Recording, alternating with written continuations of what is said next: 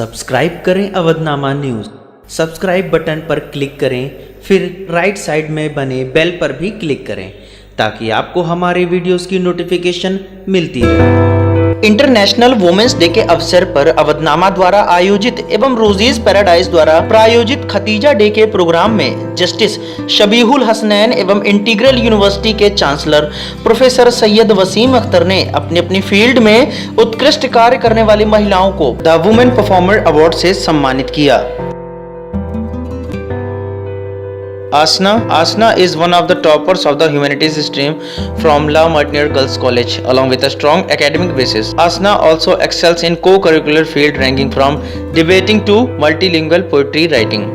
Her work was conferred with the Kalam-e-Noor title 2019. She is presently working with the NGO Children First as a mental health ambassador to lend a helping hand to those suffering from mental health issues in order to save scores of lives that are lost every year due to the social stigma that comes with mental health problems.